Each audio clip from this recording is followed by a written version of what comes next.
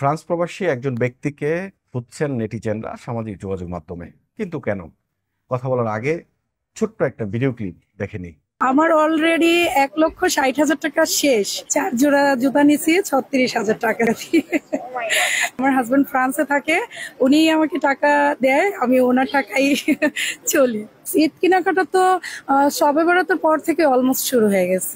Video ক্লিপে যে ভদ্র মহিলা কথা বলছিলেন বাংলাদেশে একটি গণমাধ্যমে, জাতীয় গণমাধ্যমে, এই যে ঈদ আসছে সামনে, এখন ঈদ শপিং চলছে, সেই শপিং এ তিনি আসলে 1,60,000 টাকার শপিং করেছেন। ইতিমধ্যে তিনি তার শপিং শেষ করে ফেলেছেন এবং শবে বরাতের পর থেকে তিনি শপিং শুরু করেছেন। কথাগুলো তিনি এভাবেই বলছেন এবং 1,60,000 টাকা তার স্বামী তাকে দিয়েছে, যিনি একজন ফ্রান্স প্রবাসী। তারপরে কিন্তু এই আলোচনা শুরু হয়েছে সামাজিক যোগাযোগ মাধ্যমে। বিশেষ করে সেটা যে ফ্রান্সে শুরু হয়েছে তা নয়, ইউরোপের বিভিন্ন দেশেও কিন্তু এটা নিয়ে কথা হচ্ছে এবং বিভিন্ন মিম ছড়িয়ে পড়েছে টিকটক এবং ফেসবুকে। 1,60,000 টাকা এই অ্যামাউন্টটা কি খুব বেশি কিনা যদি এই প্রশ্ন করেন, আমরা যারা ফ্রান্স থেকে, যেমন আমি ব্যক্তিগতভাবে মনে করি অ্যামাউন্টটা বেশি কোনো টাকা না। 1,60,000 টাকা সামান্য টাকাই বলবো আমি। কেননা আপনি হয়তোবা টাকা জমিয়ে 1,60,000 টাকা দিতে পারেন। এখানে যদি আপনি 2,200 ইউরো বেতন পান, 1,60,000 টাকা আপনার বউকে দেয়া এটা কোনো ম্যাটার না। অথবা আপনি যদি বিজনেস করেন, আপনি অনেকে এখানে বিজনেস করলে তো আপনার 5-6 হাজার ইউরো বা 10,000 ইউরো আয় হওয়ার কথা মাসে, তাহলে 1,60,000 টাকা আপনার বউরে আপনি দিতেই পারেন।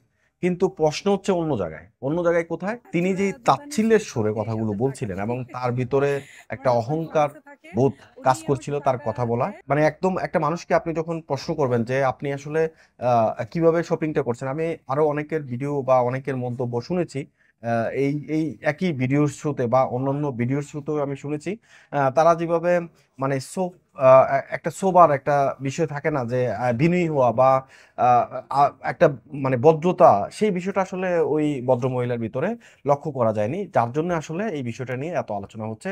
সেটা আমি ব্যক্তিগতভাবে মনে করি। অনেকেই এটা নিয়ে, আমরা নিজেরাও আমাদের ফেসবুকে গতকালকে আমাদের পেজে এমআইবি টেলিভিশনের একটা পোস্ট দিয়েছিলাম, সেখানেও প্রচুর পরিমাণ নেতিবাচক কমেন্টস এসেছে। আসলে নেতিবাচক কমেন্টসটা আসলে আসছে কি কারণে সেটা আমি জানি না, বাট আমি ব্যক্তিগত মনে করি, আমার যে ধারণা সেটা হচ্ছে যিনি ভদ্রমহিলা, যিনি কথা বলছিলেন ওই সাংবাদিকের সাথে বা যিনি গণমাধ্যমকে সাক্ষাৎকার দিচ্ছিলেন, তার কথা বলার মাঝে কোনো বিনয়ী ছিল না, উনি কোনো ভদ্রতা সুলভ আচরণ ছিল না। ওনার কথার ভিতরে উনি যেন একটা অহংকার কাজ করছিল এবং তিনি সেটাকে খুবই তাচ্ছিল্যের সাথে তিনি নিজেকে তিনি উপস্থাপন করেছেন যে 1,60,000 টাকা তার হাজবেন্ড ফ্রান্সে থাকে, তিনি খরচ করেছেন এবং তিনি শবে বরাতের পর থেকে তিনি খরচ শুরু করেছেন এবং ইতিমধ্যে তিনি তার খরচ শেষও করে ফেলেছেন। এইসব ধরনের কথাবার্তা আসলে আমাদের প্রত্যেকটা মানুষকেই দেখেন, মহান সৃষ্টিকর্তা আমাদেরকে দুনিয়াতে পাঠিয়েছে। অনেকের সামর্থ্য সব সময় সবার একরকম থাকে না। তো সেক্ষেত্রে আমাদেরকে আরো বিনয়ী হতে হবে, কারণ মনে রাখতে হবে যিনি দিয়েছেন তিনি আবার নেয়ার ক্ষমতাও রাখেন। তো সুতরাং এই বিষয়টাকে মাথায় রাখতে হবে আমাদেরকে, যে আমরা কতটুকু বিনয়ী হতে পারি এবং মানুষের সামনে নিজেকে বিনয়ী হিসেবে উপস্থাপন করতে পারি, যেন মানুষ কথা বলতে না পারে। এবং এই ভিডিওটা আজকে এই বিষয় নিয়ে কথা বলছি এই জন্যই, শুধুমাত্র যে এটা একটা বিষয় নিয়ে মিশ্র প্রতিক্রিয়া শুরু হয়েছে ফ্রান্স সহ ইউরোপে।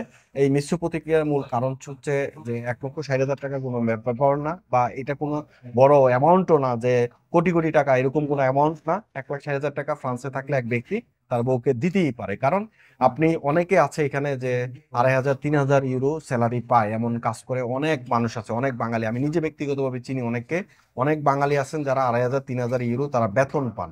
এছাড়া অনেকে বিজনেস করেন, ব্যবসায় তার 5-10,000 ইউরো মাসে আয় করা এটা কোনো ব্যাপার না। তো সুতরাং তার ওয়াইফকে যদি, ওনার হাজবেন্ড আসলে ফ্রান্সে কি করে সেটা আমরা জানি না, বাট আমি মনে করি যদি তিনি 2,500-3,000 ইউরো বেতনও পান, তার বউকে 1,60,000, অথবা সে যদি 2,000 ইউরো বেতন পায়, তিনি না খেয়ে বা তিনি কষ্ট করে তার বউকে দিলেন, সেটা হইতে পারে। এটা এমন কোনো বিগ ইস্যু না। বিগ ইস্যু হচ্ছে কোনটা, যে ওনার ওয়াইফ যেভাবে, অর্থাৎ ওই ভদ্রমহিলা যেভাবে নিজেকে উপস্থাপন করেছেন, সেই উপস্থাপনার মধ্যে কোনো বিনয়িতা ছিল না, কোনো আন্তরিকতা ছিল না, এবং তিনি খুব তাচ্ছিলতার সাথে কথাগুলো বলছিলেন এবং তার ভিতরে একটা অহংকার কাজ করছিল। সেই বিষয়টা নিয়ে আসলে নেতিবাচকরা কথা বলছেন বা নেটিজেনরা সামাজিক যোগাযোগের মাধ্যমে কথা বলছেন। এমআইবি সংবাদ ও সংবাদ সংশ্লিষ্ট অনুষ্ঠান দেখতে ভিজিট করুন www.mibtelevision.tv ও facebook.com/mibtelevision.tv। এবং সাবস্ক্রাইব করুন youtube.com/MIB টেলিভিশনে। MIB টেলিভিশন, সত্য খবর, সঠিক খবর।